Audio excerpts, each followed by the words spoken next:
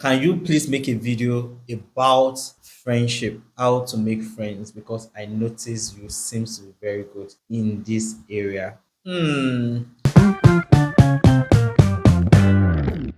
Hi everyone, welcome to this week episode with the Street Rabbi. This is a platform where we dispense godly wisdom generously. Right? This week we are going to be attending to a very important question. Every question is important. Yes, every question we attend to in this channel is very, very important. This is the first time I'm going to be answering questions like this. It's such a huge blessing that people assume or people know that you are blessed with amazing friends. So it's such a great privilege. Number one, I think that question is coming from a place of maybe selfishness, place of I want to be served, I want to make friends, I want to be helped, I need friends, I want to be attended to, my needs need to be met, right? And this question often comes when somebody shares something amazing about what their friend did to them or what their friend did for them or have done for them, right? But one of the things I really want to just talk about, the way the Bible, what does the Bible say? The Bible says that if you want friends, you must make yourself what? Friendly. I think that's where we should start from. And the Bible also says that it is more blessed to give than to receive. So friendship is not something that happens to you. A friend is who you decide to be. And who is a friend? A friend is somebody that have the sense of purpose or the sense of assignment towards another person. Friendship is not about receiving. Friendship is giving. To have a friend, to make a friend, you must be a friend. Friends. Correct friendly people. And friendly does not mean social. Friendly does not mean you are an extrovert. Friendly just means that you are a good person. Friendly just means that you attend to people's needs. And let me just clarify something. The fact that you attend to A needs does not mean it's A that will attend to your needs back.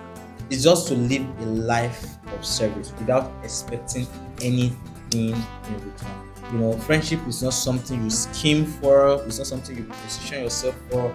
And that's why I do not really agree with all this positional kind of friendship. Like, oh, I want that person to be in my life, so I'm going to give him gifts. I'm going to talk nicely to him or her. The person is going to be my friend because I want to work in social environment. Friendship is a gift from God. The Bible says that brothers are born for the days of adversity. Say, but a friend loves all time. It's actually impossible for anybody to love you at all time. But the Bible says that a friend will do that for you. The Bible does not exaggerate.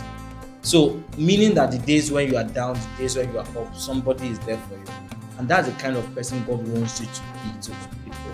God wants you to minister to people, to be there for people all time, no matter what they did or what they say. So you must have a sense of purpose and sense of attachment and sense of assignment and say, I'm going to be part of this person's team. I'm going to ensure so person gets to this level. I'm going to invest my money, time, energy into that person. And I think that's what friendship is all about. God connects friends. There are two kind of persons in life. People that are attracted to you, maybe to your skills, maybe to your work, maybe to your money, maybe to your looks. People that are assigned to you. So as a Christian, you must have a sense of attachment. In fact, you must learn to decide to attach yourself to a cause, to a vision, to a person, and serve diligently and expecting God, only God, to be the rewarder of that transaction, not the same person. The reason why people get offended, like being the only one doing things and this person is not doing things back for me, so I'm going to leave this friendship. Sometimes it can be seasonal, and that person might not be able to do something back for you at that time, right? And if you are expecting the person to do something back for you, you feel bad, you feel used, then you leave. But if you have a sense of purpose, you know that this is the reason I'm there in the first place. So let me just be the one to just give and give my skill and give myself and give my prayer towards this particular stuff. So that's the first thing I really want us to know about friendship. The sense of assignment, and every believer on earth should have that sense of assignment towards another believer and towards even people that are not believers. Let me just be part of your life and add value to you, right? If you are not somebody that's adding value, then you shouldn't expect a friend. But it's God that rewards you with other people. The Bible says that give and it shall be given unto you. pressed down, shaken together, running over, shall other gives to your bosom. So if you give goodness, if you give mercy, if you give love, you give cash to people, naturally and spiritually, it comes back to you. That's God's love. That's God's law. That is the way God has designed the life that we live in. So you, instead of you waiting somewhere, waiting for somebody to be your friend, decide to be a friend without expecting something back. Doing it unto the Lord. Another scripture that really stands out, I think, is in Proverbs 16. The Bible says that a perverse person starts conflict and gossip, breaks friendship. That's what the Bible says. What does a perverse person even mean? It means somebody that is broken. It means somebody that is stubborn, somebody that is not aligned, somebody that is damaged. So if you are a perverse person, you need to go to God first for God to fix you. Because if God brings friends to you, if God brings you around people, you will find a reason to create conflict. But that's what a perverse person does. And the Bible talks about gossip breaks close friendship. Another version says whisper. So it's only a perverse person that have those kind of habits. So I think before we start asking for friendship, before we start believing God for friendship, we need to look at ourselves and begin to work on ourselves, even as we serve. I'm not saying you must be perfect. You will never be perfect before you start serving people. But you must intentionally look into your life and decide to work on yourself and be a better person. And allow Holy Spirit to work in you and through you. Because you might not know the reason why you can't hold friendship. It's probably because you are broken. And only God can fix that. Right? So these are the ways we host godly friends. You become a friend, then God has a way connect you to other friends. So you don't go into a relationship saying that, this person is going to be my friend and everything, except God tells you. You just go somewhere and serve. And go somewhere and serve. In the future, even at the moment, God will also send people, maybe the same persons. God will send people to serve you and help you to become better. So don't just stay in one place, because everything you look for in a friend, you write it down and become in another person. So if you want somebody that will give you money, that will give you counsel and correct you, whatever you want in a friend that you are praying for, write them down and look for somebody that you invest that same kind of energy into. Right? You can't hate yourself and want people to love you. You must love yourself and you must love God. It's something of service. It's not something that is humanly appealing. It's something that it's a life you must live, and it's only through God and the Holy Spirit that you can truly live such quality of life. So I love to read some verses of scripture that talks about friendship and how we need to conduct ourselves in the friendship God has given us, right? Romans 12, 9 to 11. Let love be without hypocrisy. Above what is evil, cling to what is good. Cling to what is good. Hate what is evil. So when you look at people, they are not going to be perfect.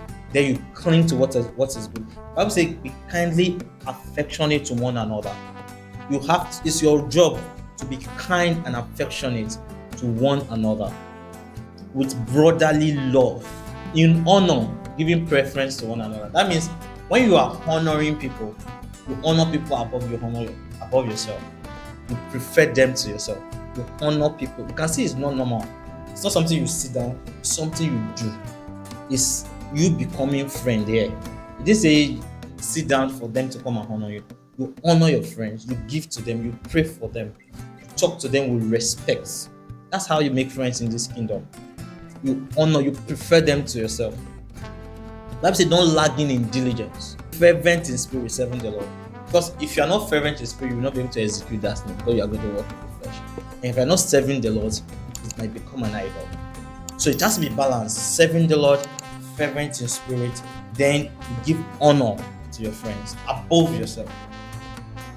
That is one scripture I really want us to look into. Another scripture is in Philippians 2 verse 3. Let nothing be done with deceit. He said, in lowliness, like in humility, prefer one another person to yourself. So that is just the way it is. That's the heart of this scripture. You must live a life of preferring another person to yourself. It's service. Friendship is service. So when you see people that have good friends and people rally around them, don't jealous that. especially if they are godly people, you have to look for the hack, which I've just shown you now. You have to serve people. You have to live a life of ministry according to God's word. You are not losing yourself. You are in God's and you are sharing God's love to people. And that's how God now bless them with more people. Whatever they've given out, God now give them back in folds. That's just the way it works.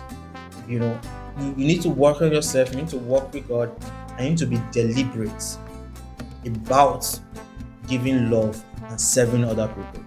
So it's not about being strategic, because those things work for a short time.